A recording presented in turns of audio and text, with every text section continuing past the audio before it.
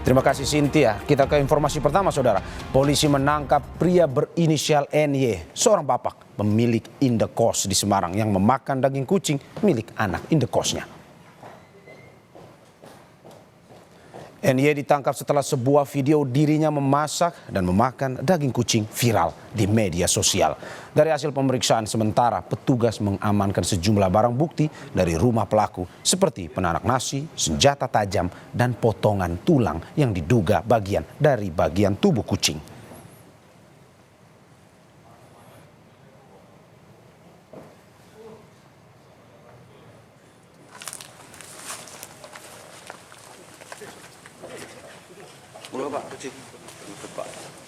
Atas viralnya video itu, tim unit Reskrim Polsek Gunung Pati langsung mendatangi lokasi rumah indekos yang pemiliknya memakan daging kucing. Di lokasi, polisi menemukan bekas pembakaran serta sisa tulang kucing yang dibuang di saluran air. Polisi juga langsung memasang garis polisi di sekitar rumah pelaku.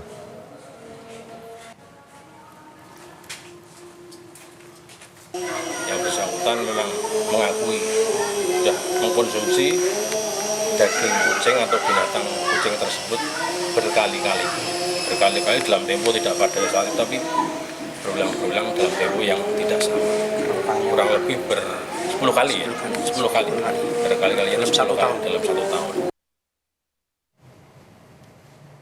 Temuan bapak indekos yang memakan daging kucing sontak menggemparkan warga sekitar.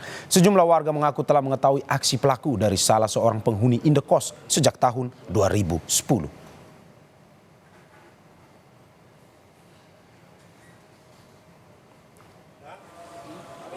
Duganya gimana waktu? Kok tahu ada yang lihat atau gimana? Ada yang cerita, waktu dulu tahun 2010 ya, itu kan ada yang kos. Dia cerita katanya babat membeli kucing, terus yang kos lari. Itu zaman dulu loh Mas. Emang enak Bapak makan kucing Pak? Iya. Dan sekarang mau enak kok enggak, orang tua itu garam sudah enggak boleh. Nah itu Bapak makan nasi? Iya nasi tapi sedikit sekali gitu loh. Itu enggak boleh banyak-banyak. Video bapak kos di Semarang, Jawa Tengah beredar di media sosial setelah dipergoki anak indekosnya sedang memakan daging kucing. Dalam video tampak seorang pria warga Gunung Pati, Semarang sedang menyantap daging kucing. Kami terpaksa menyamarkan visual karena mengandung unsur ketidaknyamanan. Dalam rekaman itu terdengar bapak indekos membenarkan jika dirinya memakan daging kucing milik perekam video.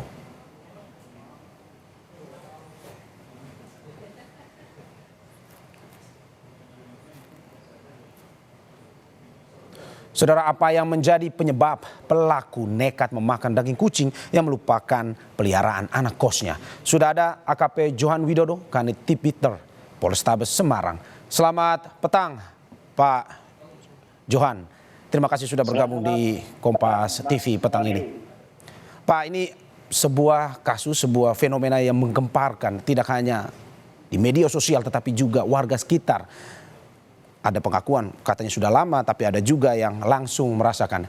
Pak, saat ini apa status pelaku saat ini dan penanganannya seperti apa yang dilakukan oleh polisi?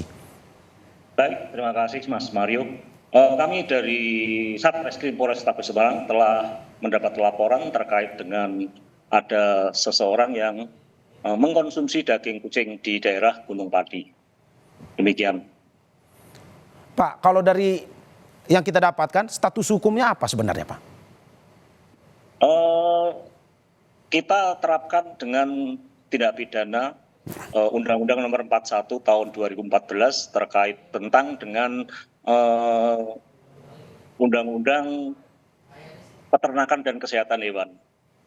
Oke Pak, informasi terakhir, saat ini lokasi pelaku ada di mana, keberadaan pelaku ada di mana, dan bagaimana penemuan dari kasus ini, ungkapan di awalnya? Jadi untuk sementara ini pelaku masih kita amankan, sedangkan untuk penemuan awal kita dapat laporan atau pengaduan dari masyarakat, salah satu penghuni kos dari tersangka, yang mana tersangka adalah pemilik kos-kosan di daerah Gunung Padi.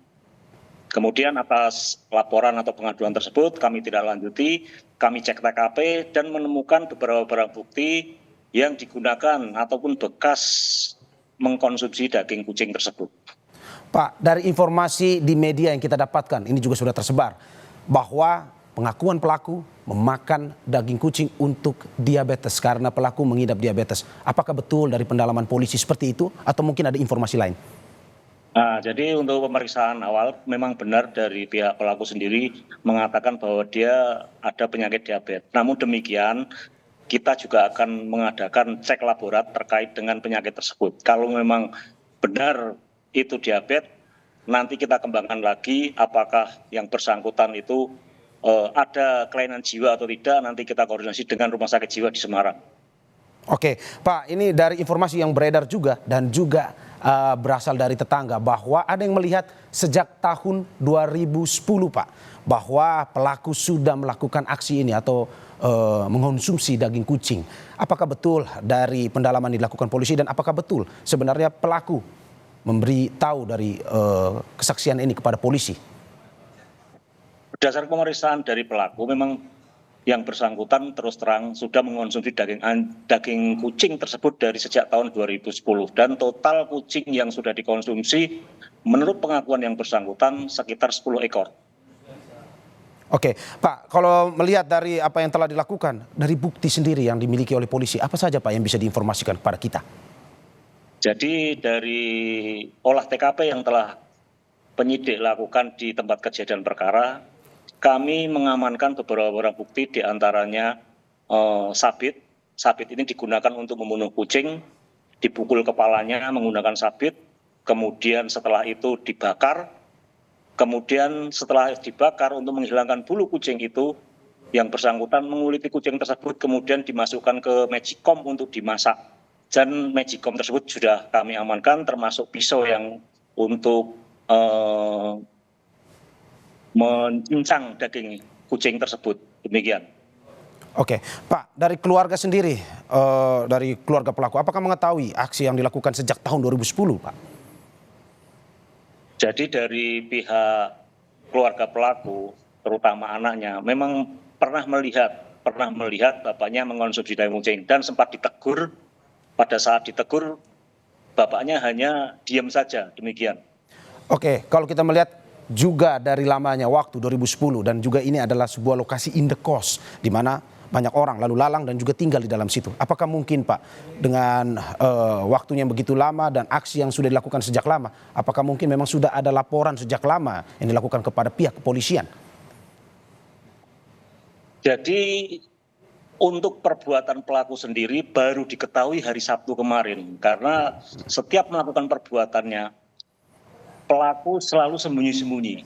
Kebetulan hari Sabtu kemarin ada salah satu penghuni kos yang mempunyai kucing yang dibawa sama pelaku dalam keadaan mati. Kemudian ditanyakan kepada yang bersangkutan oleh pemilik kucing dan si pelaku itu mengatakan terus terang bahwa itu kucing yang telah dibunuhnya untuk dikonsumsi. Demikian. Oke Pak, pertanyaan yang menjadi misteri ataupun keinginan ketahuan dari para masyarakat, apakah sebenarnya aksi ini bisa dijerat secara pidana dan apa kalau bisa apa pasal yang mungkin bisa dikenakan kepada pelaku? Ya, sudah saya katakan tadi bahwa untuk menjerat pelaku ini bisa dikenakan pasal pidana, yakni pasal 91B Undang-Undang Nomor 41 Tahun 2014 tentang peternakan dan kesehatan hewan. Selain itu kami jerat juga dengan pasal 302 KUHP. Demikian. Ya, Pak Johan, terima kasih atas apa yang telah disampaikan dan kita ikuti terus perkembangan dari kasus ini dan sudah ada di pihak kepolisian yang saat ini sedang menginvestigasi lebih mendalam terkait dengan kasus ini. Terima kasih AKP Johan Widodo atas waktunya.